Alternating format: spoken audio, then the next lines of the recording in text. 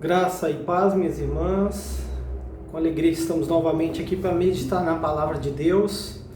Um abraço a todas vocês da SAF, da Igreja Presbiteriana de Casa Amarela. Deus abençoe vocês. Vamos meditar na palavra de Deus, 1 Samuel, capítulo 26. Primeiro livro de Samuel, capítulo 26, é um texto que nós temos meditado aqui em família e conversando com os meninos, meus filhos, estávamos observando o caráter de Davi e como esse caráter de Davi reflete o caráter de Cristo. Então, a importância de nós olharmos para os textos do Antigo Testamento não como apenas um modelo a ser seguido, não como um padrão moral a ser seguido.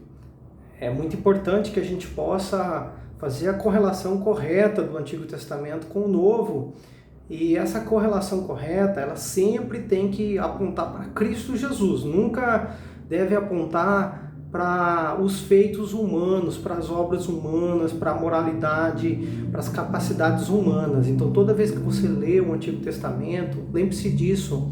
Toda a Bíblia fala de Jesus e aponta para Cristo Jesus. E não é uma forçação de barra, não. Toda a Bíblia aponta para Jesus. Então, a gente, quando medita nos textos do Antigo Testamento, a gente tem que ter isso bem firme na nossa mente, de que ainda que o que a gente veja ali seja a priori uma lição moral, um comportamento a ser aprendido, aquilo é um comportamento, uma lição moral que aponta para Cristo Jesus. Então a gente pode observar aqui essa beleza do caráter de Davi, que reflete a beleza do caráter de Cristo. E hoje nós vamos ver apenas um desses aspectos aqui no capítulo 26, 1 Samuel 26. Eu não vou ler todo, mas não tem como também pular muito. Eu vou a partir do 7, 26, 7. Diz assim, olha só o que diz as Escrituras. Vieram, pois, Davi a Abisai de noite ao povo, e eis que Saul estava deitado, dormindo. Davi e Abisai, vieram ao povo, e Saul estava dormindo no acampamento, e a sua lança fincada na terra, e a sua cabeceira.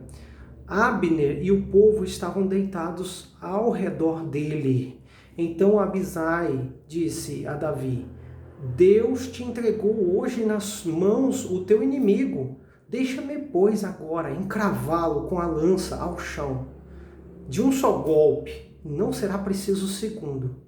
Davi, porém, respondeu a Abisai: Não o mates, pois quem haverá que estenda a mão contra o ungido do Senhor e fique inocente?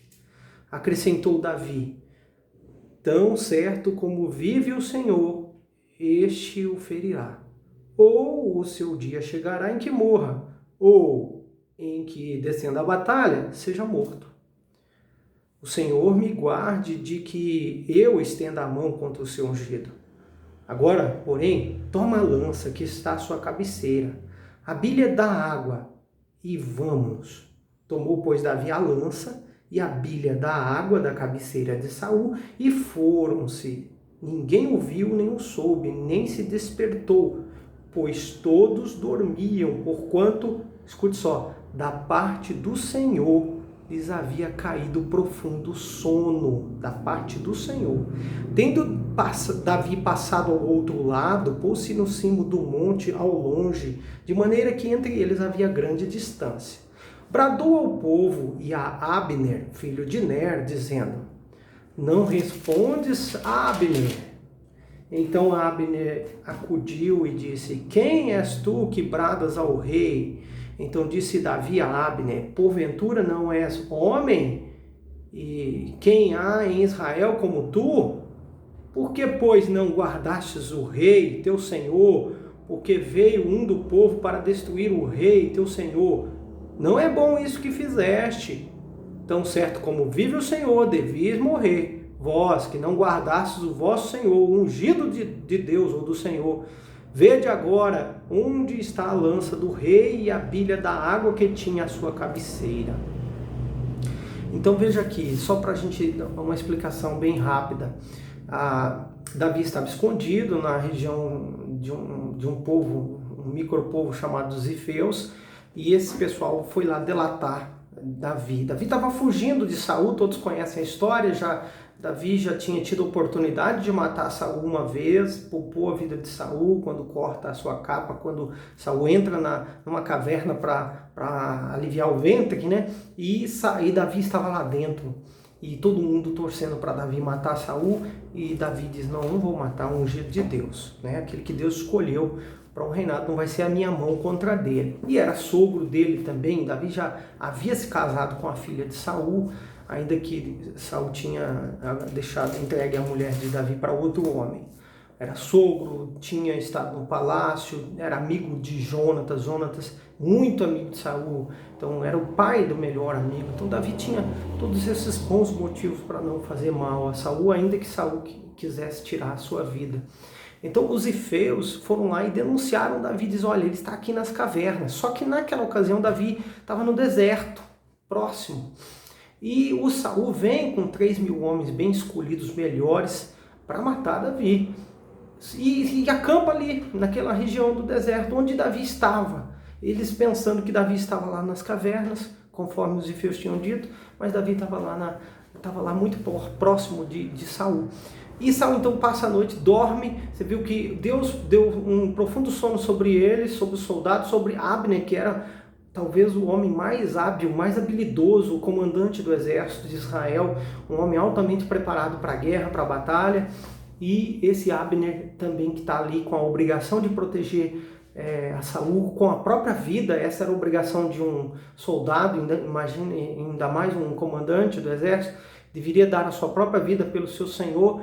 Então está lá todo mundo dormindo, mas aquele sono veio da parte do Senhor para que todos ali, ninguém acordasse. Davi vai no acampamento deles, bem quietinho, ele e Abisai, que era um soldado muito importante de Davi, e eles silenciosamente entram, pegam a lança de Saul, pegam a garrafinha de água lá dele, a bolsinha de água, né, e saem de perto e gritam lá de longe, de cima do monte, ô Abner, como é que você não protege o seu senhor? Mas antes disso vocês viram que o Abisai fica instigando Davi para matar Saul, né? E Davi diz, não, longe de mim fazer isso. De um jeito ou de outro Deus vai punir Saul, Deus é quem vai vingar, mas eu com as minhas mãos não vou matar o ungido, o escolhido de Deus, né, para o trono de Israel. Para Davi isso era uma questão muito importante.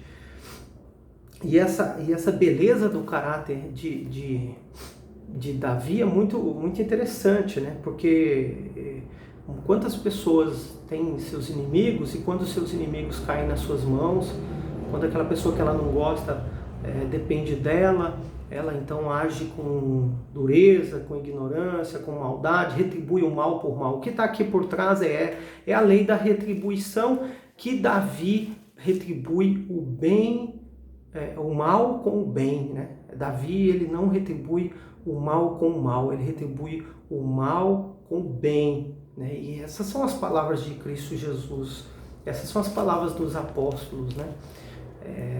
Nós devemos fazer o bem, amar os nossos inimigos, como disse o Senhor Jesus, né? E como o próprio Senhor Jesus fez.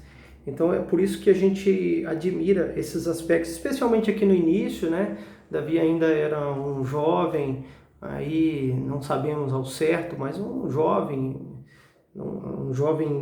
homem, um homem jovem, ainda no vigor da sua adoração a Deus, né? E ele ainda não havia pecado seriamente contra o Senhor. Ele então demonstra o seu amor, o seu temor a Deus aqui nesse texto. Mas a continuação do texto vai dizer o seguinte: então reconheceu Saul a voz de Davi e disse, não é a tua voz, meu filho Davi? E ele devia chamar de filho, porque era sogro dele, né? Saul era sogro de Davi. Respondeu Davi, sim, a minha, ó rei, meu senhor. Disse mais: por que persegue meu senhor assim o seu servo? Pois que fiz eu? Que maldade se acha nas minhas mãos? Ouve, pois, agora, te rogo, ó rei meu senhor, as palavras do teu servo. Se é o Senhor que te incita contra mim, aceite ele a oferta de manjares. Porém, se são os filhos dos homens, malditos sejam perante o Senhor, pois eles me expulsaram hoje para que eu não tenha parte na herança do Senhor, como que dizendo, vai e serve a outros deuses, né? Então, olha a motivação de Davi, que a motivação que ele tem para perdoar Saul, para permanecer em Israel, para permanecer no povo de Deus.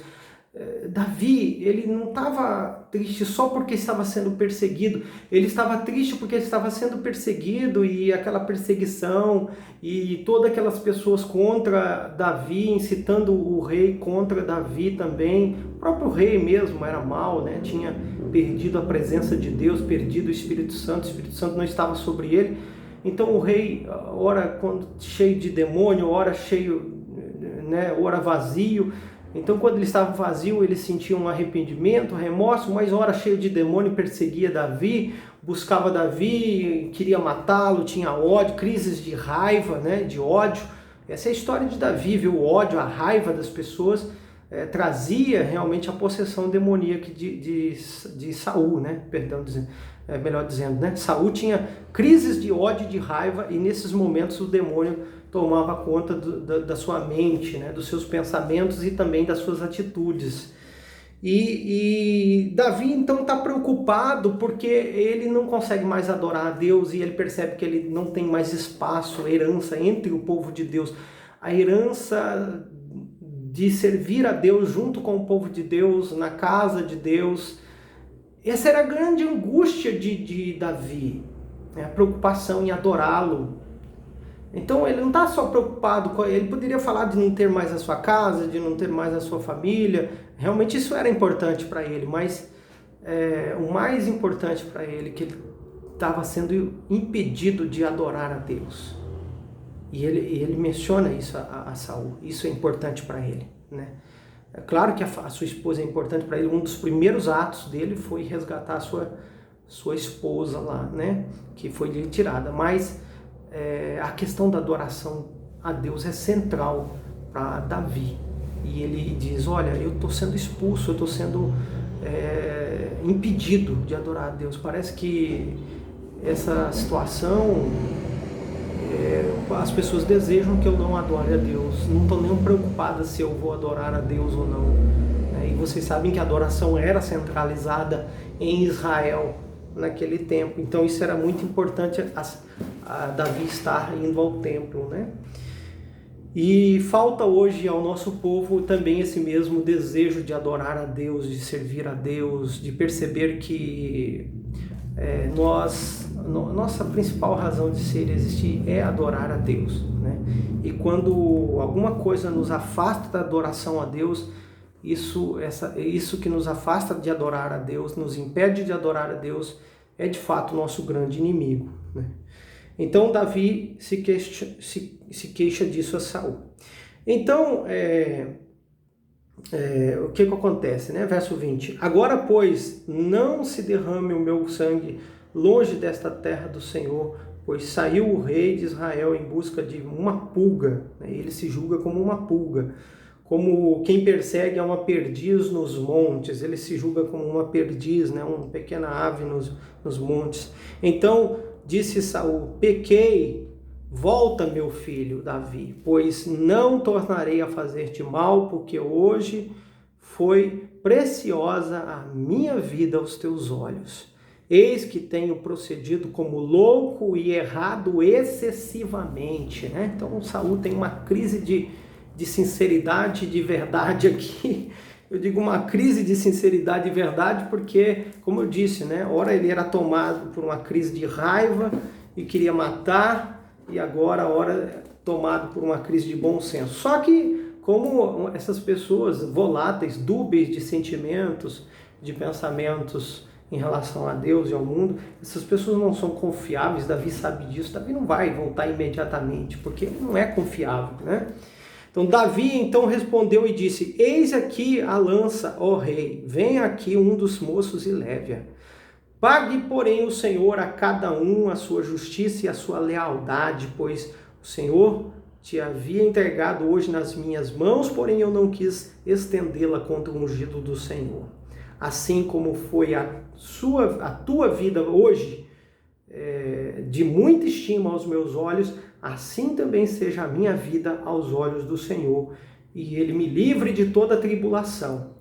Então Saul disse a Davi: bendito seja tu, meu filho Davi, pois grandes coisas farás e, de fato, prevalecerás. Então Davi continuou o seu caminho e Saul voltou para o seu lugar. Então aqui a gente tem 2 pontos importantes que eu quero ressaltar. Primeiro é que, na verdade 3 falas importantes que eu gostaria de tirar lições para nós. A primeira é que Davi diz assim a Deus, né? A Saul e a Deus, ele diz, né? Pague, porém, o Senhor a cada um a sua justiça e a sua lealdade. A importância da lealdade e de uma vida justa, né? Isso é muito importante. Essa é a grande lição, né? Bíblica, espiritual, não só moral, mas espiritual, né? A busca pela verdade e pela justiça de Deus, não a justiça dos homens, porque a justiça dos homens é falha, mas a justiça de Deus. Quando a gente é perseguido, quando a gente sofre, quando a gente não tem a justiça sendo feita a nosso favor, a justiça de fato verdadeira sendo cumprida, a gente não deve se desesperar, porque a verdadeira justiça vem de Deus e nós precisamos ser leais, ainda que os homens sejam infiéis, né? Nós precisamos ser leais nos nossos relacionamentos, no casamento, né? Às vezes você está enfrentando uma situação assim, de deslealdade, de infidelidade, de ser injustiçada ou injustiçado, se algum homem nos ouve, né? E nós precisamos ser fiéis, leais, justos, né? Independentemente de outras pessoas serem ou não leais a nós. E esse é o outro ponto importante aqui, porque Davi, ele sabe que a natureza de Saul é corrompida, perdido, já abandonou o Senhor. Então ele não diz assim, olha, eu acho bonito como ele diz aqui, ele não confia em Saul, mas ele confia em Deus, né? E ele diz assim, ó: assim como foi a tua vida hoje de muita estima aos meus olhos, assim também seja a minha vida, a minha aos olhos do Senhor, e ele me livre de toda tribulação. E é bonito ver como ele confia em Deus e não no homem. Ele poderia dizer assim, olha, assim como eu te poupei, Saul, você me poupe no futuro, né? Mas não, nós não fazemos as nossas obras para serem vistos pelos homens, para ser recompensado pelos homens, né? Nós não trabalhamos na igreja para ser recompensado pelo pastor, pela liderança, nós trabalhamos na igreja para ser recompensados ou para agradecer ao Senhor. Então nós fazemos tudo que fazemos e somos tudo que somos para o Senhor, à vista do Senhor, né? Então nós olhamos para o nosso próximo e agimos com misericórdia, não somente por causa do próximo, mas por causa do Senhor. Porque se o próximo se volta contra nós, aí a tendência natural é dizer, mas eu não vou fazer o bem porque ele me paga com o mal. Mas pagai com o bem aquele que te faz o mal. E é assim que Davi age, né? E aí, para terminar, para concluir, o próprio Saul abençoa, né? Abençoa, derrama a bênção. E Deus trabalha com oficialidade, viu, gente? E o oficial aqui, o rei abençoando Davi, certamente ele iria prevalecer. E isso de fato aconteceu. Então a grande lição aqui, grande essência desse texto, é a essência do caráter de Cristo, que não pagou o mal com o bem, mas na cruz do Calvário ele orou pelos seus perseguidores, por aqueles que queriam tirar a sua vida, assim como Davi fez o tempo todo na sua vida, confiou em Deus, e descansou no Senhor. Então, essa é a lição para nós hoje também, né? Para nós não retribuirmos com o mal, e sim com misericórdia, com graça, seguirmos o exemplo de Cristo e de Davi como modelo, como alguém que serve a Cristo também. Deus abençoe a todos vocês, a todos também que vão nos ouvir, em nome do Senhor Jesus. Um abraço aí.